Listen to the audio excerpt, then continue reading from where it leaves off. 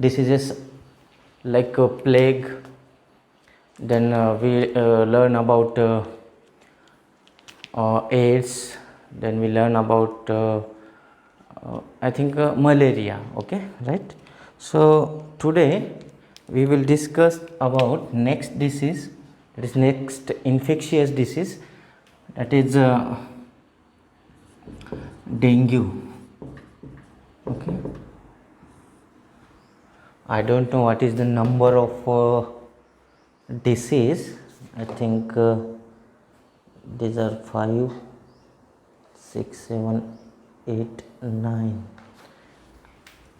I think this is 10th disease. Okay, हा 10व्या नंबरचा disease आहे. आपण आतापर्यंत जेवढे डिसीजेस बघितले त्यामध्ये हा 10 नंबरचा डिसीज आहे. ओके, तर जसं की आपण पाहिलं होतं इन्फेक्शियस डिसीजेसमध्ये त्यांना सांगतो आहे की जे इझिली स्प्रेड होतात बाय द कॅरियर्स असतील किंवा ते कुठल्या तरी abiotic factors through like air, water as well as आपण म्हणू फूड. ओके, यांच्या थ्रू पण स्प्रेड होऊ शकतात. तर आता हा डेंग्यू एक प्रकारचा असा आजार आहे ज्यामध्ये हा एक व्हायरल डिसीज आहे. हा व्हायरसेसमुळे होणारा रोग, व्हायरल डिसीज. नाव लक्षात ठेवायचं कशाचा आहे हा, व्हायरल. तर व्हायरसेसमुळं कॉज होतो. तर याचा पॅथोजन आहे, याचा पॅथोजन असतो व्हायरस. त्याचं नाव या डिसीजवरून दिलं डेन 1, 2. ओके, 1, 2, 4 एट्सेट्रा अशी काही व्हायरसेसच्या स्पेसीज आहेत ज्यांच्यामुळं हा डेंग्यू जो आहे तो कॉज होतो. तर या व्हायरसेस म्हटल्यानंतर आपल्याला माहिती आहे viruses required living host for the survival purpose. म्हणून आपण त्याच्या जगण्यासाठी व्हायरसेसना काय लागतं, लिव्हिंग होस्ट सेल लागतं, होस्ट बॉडी लागते. अदरवाईज व्हायरस जो आहे तो एन्व्हायरमेंटमध्ये स्वतः रिप्लिकेट किंवा स्वतःच्याच बळावर बाहेर तो जगू शकत नाही. त्याला बॉडी पाहिजे, लिव्हिंग बॉडी पाहिजे, जेणेकरून की त्यांचे न्यूट्रियंट्स वापरून मग तो आपलं जो नंबर आहे, त्यांचा जो पॉप्युलेशन आहे तो वाढवू शकतो. ओके, तर हा कसा पसरतो म्हणजे आपण मोड ऑफ इन्फेक्शन जर बघितलं याचं, या डेंग्यूच्या पॅथोजन्सचं म्हणजे या व्हायरसेसचं, याचं कसं असतं, these viruses or pathogens are spread by vectors or we can say carriers. आता इथं कॅरियर कोण आहेत, तर कॅरियर असतात vectors such as mosquitoes. Okay, sorry, मॉस्किटोजच्या हेल्पनं हे जे आहेत स्प्रेड होत असतात. मॉस्किटो आहे, यामध्ये मॉस्किटो एक असतं. आपल्याला माहिती आहे की मॉस्किटोजचं काय कॅपॅसिटी असते, कशी ती त्यांचं जे पॉप्युलेशन असतं ते कसं वाढत असतं. सपोज करा एक वॉटर लॉक्ड एरिया आहे, एक छोटंसं डबका आहे किंवा आपल्या घराच्या आसपास कुठेतरी पाणी साठतं आहे. पावसाळ्यामध्ये काय होणार, पाणी साठत असेल, अशा प्रकारे पाणी आहे. सपोज करा हे एरिया काय आपण कशाने दाखवला, हे आहे समजा वॉटर लॉक्ड एरिया. वॉटर लॉक्डचा अर्थ होतो साठलेला. ओके, लॉक्ड प्लेस और एरिया. तर हे मॉस्किटोज काय करतात, या मॉस्किटोची स्पेसीज आहे या डेन व्हायरसेसना जे कॅरी करते त्या स्पेसीजचं नाव आहे एड्स इजिप्ती. नाव लक्षात ठेवायचं, एड्स इजिप्ती. ही आहे species which carry dengue virus.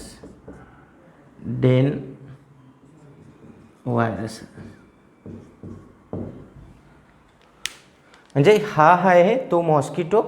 हे मॉस्किटोची स्पेसीज आहे एड्स इजिप्ती नावाची. हे कशी काय यांचं पॉप्युलेशन कसं वाढतं.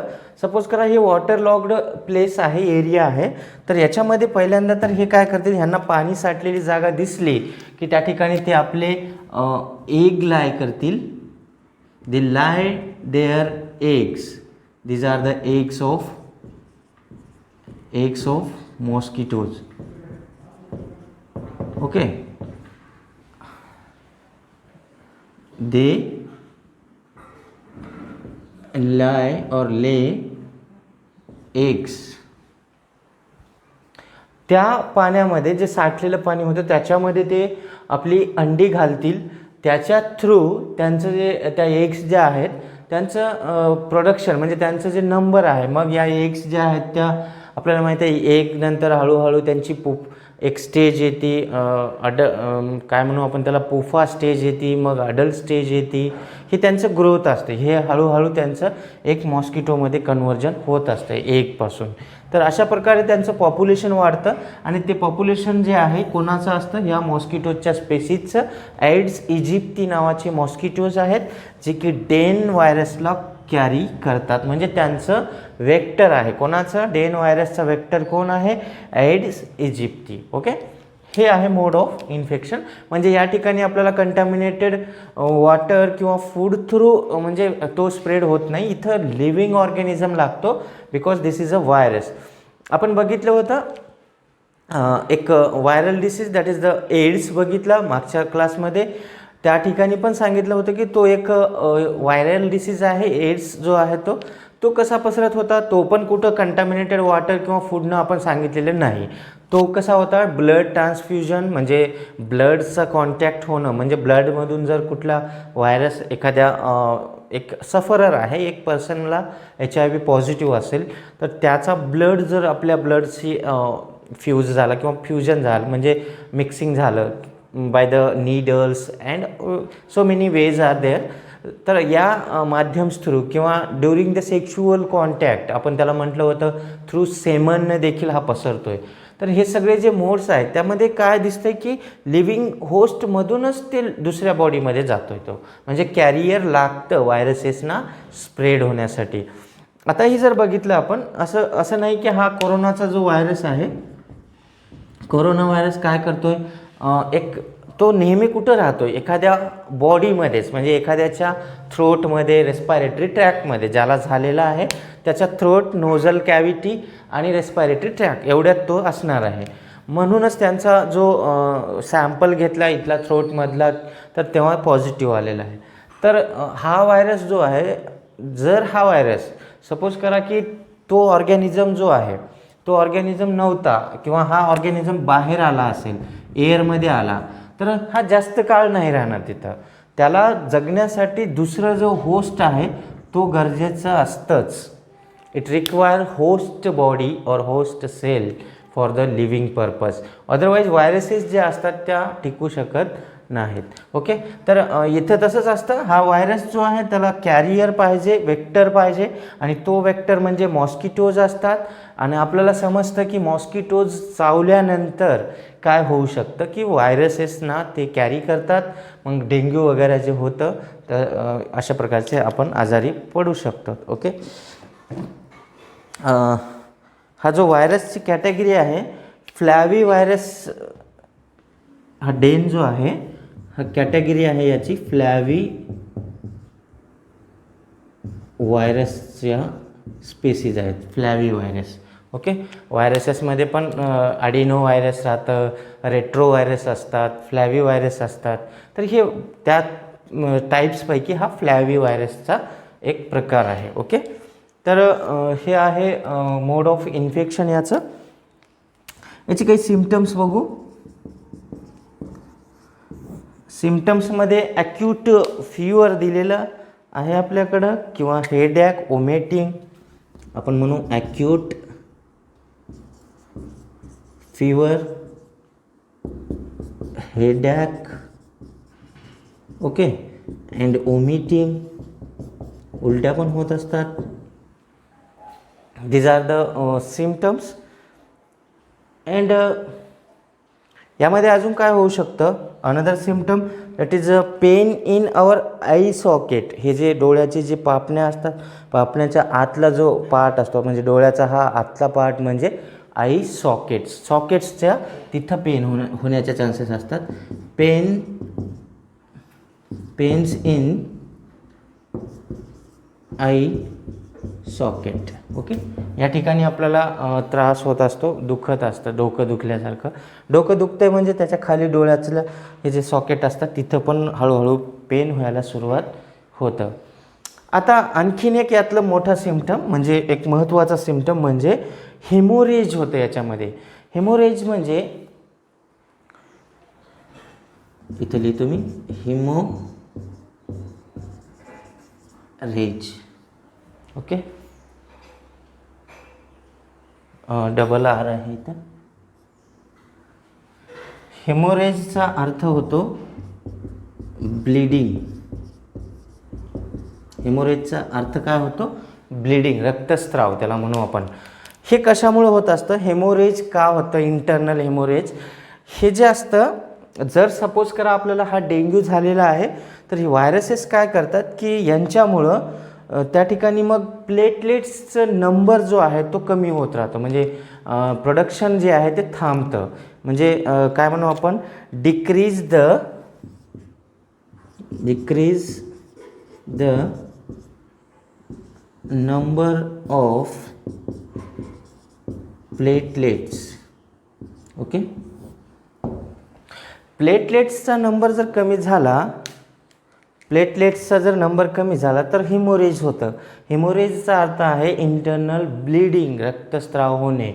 कारण आपल्याला माहिती आहे प्लेटलेटचा रोल काय असतो, प्लेटलेट काम करतात, आपल्याला इम्युनिटी प्रोव्हाइड करतात, ब्लड क्लॉटिंगमध्ये ते उपयोगी आहेत, राईट. ब्लडला क्लॉट करतात. जेव्हा एखादी जखम झाली तर त्यामध्ये प्लेटलेट्सचा रोल आहे की त्या ठिकाणी त्या ब्लडला लगेच क्लॉट करणं, रक्तस्राव थांबवणं.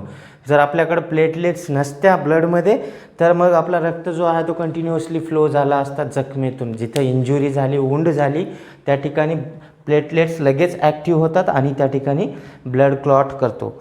जर समजा हा डेंग्यू आहे त्यामध्ये प्लेटलेट नंबर कमी होतो आणि मग ब्लिडिंग जे आहे ते थांबत नसते. So this is about dengue. हां, याच्यावरती प्रिव्हेन्शन काय आहे मग आपल्याकडं, तसं तर मेडिकेशन असतंच, दवाखाने आहेतच, मेडिकल ट्रीटमेंट तर होणारच, पण before that we have to prevent this disease. How to prevent, mode of इन्फेक्शनकडे लक्ष देणार आपण. हा एक कॅरियर थ्रू, वेक्टर थ्रू पसरणारा डिसीज आहे.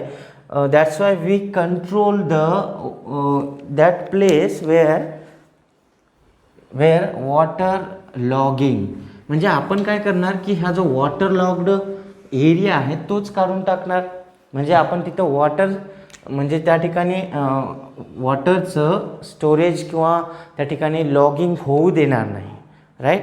म्हणजे डर्टी प्लेसेस ठेवणार नाही, मच्छर हे मॉस्किटो जिथं जिथं होतील तशा प्लेसेस स्वच्छ करणार, क्लीन ठेवणार. तर प्रिव्हेन्शनमध्ये आपण घेऊ, याच्या खाली घेऊया,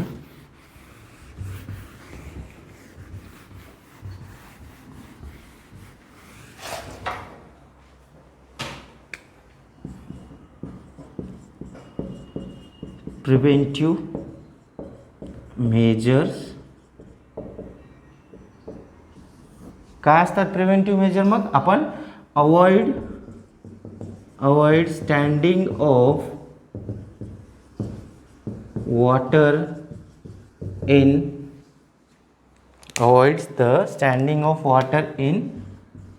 सराउंडिंग. आपल्या आसपास जे आहे ते पाणी साठू देणार नाही. पावसाचं पाणी असेल, कोणतंही असेल, ते साठू देणार नाही. डोमेस्टिक वेस्ट असेल किंवा पावसाचं पाणी असेल ते आपण साठू देणार नाही. Keeping clean our surrounding. Okay, स्वच्छता पण खूप महत्त्वाची असते. हेच यावरती प्रिव्हेन्शन आहे. यामुळं काय होतं की मॉस्किटोजची ग्रो होणार नाही, यांचं पॉप्युलेशन नाही वाढलं तर मग आपल्याला चावण्याचा प्रश्नच नाही आणि हा व्हायरस देखील स्प्रेड होणार नाही. So this is about dengue.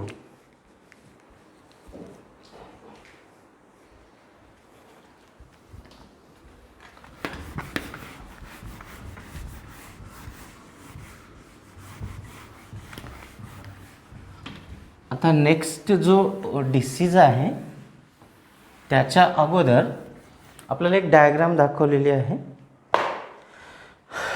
त्यामध्ये सांगितलं की बॉक्स आहेत, एड्स इजिप्ती नावाचं. ओके, हा आहे मॉस्किटो. हा कसा कसा ग्रो होतो तर आपल्याला या डायग्राममध्ये पाहायचं आहे आणि त्यावरती जे बॉक्सेस रिकामी दिलेले आहेत तर ते पाहून आपल्याला सांगता येतं की काय करायचं आहे आपल्याला, कशी स्वच्छता, काय काय प्रिव्हेंटिव्ह मेजर्स करता येतात. ओके, ह्या ठिकाणी reasons and preventive measures. Diagram काय दाखवते, रिझन्स अँड प्रिव्हेंटिव्ह मेजर्स. तर रिझनमध्ये बघा, फर्स्ट रिझन आपण इथं बघूया. जर हे फर्स्ट, आता याच्या ठिकाणी बघू, हे 2 स्टोरेज जो आहे वॉटरचा, आपला जो वॉटरचा स्टोरेज म्हणजे ड्रिंकिंग वॉटर आहे सपोज करा, ड्रिंकिंग वॉटर ऑर आपण म्हणू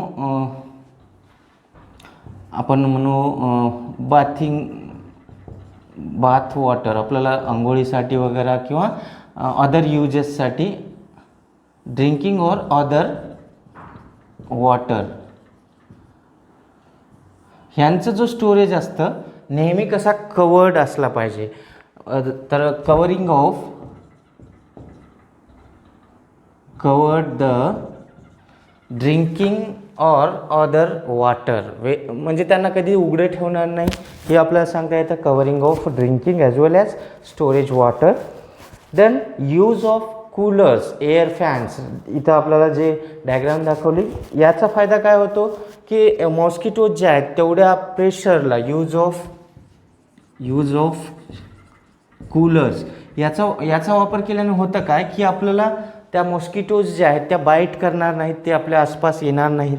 याच्यानंतर काय सांगता येतं, खाली बघा चाइल्ड आहे, छोटासा एक बाळ आहे. तर अशा मॉस्किटोजचा त्यांना जास्त त्रास होऊ शकतो. To keep clean our surrounding to avoid bite of mosquito to the childs, हे आपल्याला इथं सांगता येतं. याच्यानंतर काय येतं, रेज द फिशेस लाईक आपण या ठिकाणी कटला, रोजच्या किंवा त्या इन्सेक्ट्सना खात असतात. आपल्या जर पाणी आसपास जर साठत असेल त्यामध्ये फिशेस टाकायच्या, जेणेकरून यांची जी एग लाय करतील या मॉस्किटोज, त्या एग्सना त्या फिशेस जे आहेत त्या खाऊन टाकतील, मग त्या ठिकाणी त्यांचं पॉप्युलेशन वाढणार नाही. याच्यानंतर use of spray to kill the mosquitoes. या ठिकाणी आपण अशा पद्धतीनं स्प्रे करून आपण त्या मॉस्किटोजचं जो पॉप्युलेशन आहे त्यांचं जो आहे तो त्यांना नष्ट करू शकतो. हे आपल्याला प्रिकॉशन घेता येतं. देन लास्ट जे दिलेलं आहे इथं काय दिसतं की आपण जे मॅक्स लावतो ते कॉईल वापरत असतो. तो so here use of coils to kill or keep away the mosquitoes from our house. Okay, so या प्रिकॉशन्स जर आपण घेतल्या तर आपल्याला डेंग्यू जो आजार आहे किंवा मॉस्किटोजच्या बाईटनं जो आजार जे आजार होत असतात, डिसीजेस होत असतात, त्यांच्यापासून आपल्याला दूर राहता येतो. इवन हा एड्स इजिप्ती असेल किंवा दुसरे कुठले मॉस्किटोज असतील तर ह्यांच्यापासून आपल्याला वाचता येतं जर या प्रिव्हेंटिव्ह मेजर्स आपण केल्या. तर इथे एक महत्त्वाचं पॉईंट दिलेलं आहे यावरती जे आहे,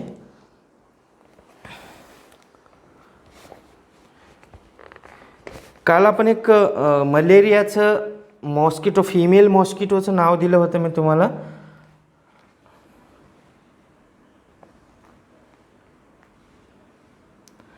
फीमेल ॲनोफिल्स.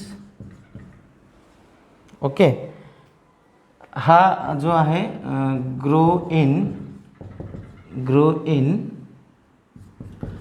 क्लीन वॉटर म्हणजे स्वच्छ पाणी जिथं म्हणजे डबका असेल, तळं असेल त्या ठिकाणी ते ग्रो होतात, म्हणजे फ्रेश वॉटरमध्ये. हा कोणता डिसीज कॉज करतो, म्हणजे कॅरी करतो, हा मलेरिया. जो आहे तो आजार यांच्यामुळं होतो. तर हे मॉस्किटोज जे आहेत ते यांना किल करणं गरजेचं असतं. याच्यानंतर अजून एक डिसीज आहे इलेफंटियासिस नावाचा डिसीज, हत्ती रोग आय थिंक काहीतरी म्हणतो आपण त्याला. हे होतं ड्यू टू फिमेल कुलेक्स नावाची स्पेसीज आहे. So it is also grow in clean और फ्रेश वॉटर, आपण म्हणू फ्रेश वॉटर. हे पण तिथंच ग्रो होत असते. ओके, तर या ठिकाणी हे आपल्याला कुलिक्स नाही, क्लीन वॉटरमध्ये ॲनोफिल्स अँड ॲड्स म्हणजे ते आत्ता जे बघितलं ॲड्स इजिप्ती या 2 स्पेसीज ज्या आहेत त्या क्लीन वॉटरमध्ये ग्रो होतात. हे एक मॉस्किटोची आणि हे एक कुलिक्स जो आहे. ओके, कुलिक्स कोण कॉज करतोय, हा ॲड्स कॉज करतोय डेंग्यू, आणि टियासिस कॉज करतात कुलेक्स. ओके, फिमेल कुलेक्स म्हणू आपण, फिमेल कुलेक्स मोठं घेऊया आपण. कधी कधी याच्यावरती मल्टिपल चॉईस क्वेश्चन येऊ शकतात. फिमेल कुलेक्स स्पेसीज आहे मॉस्किटोची. हे ग्रो इन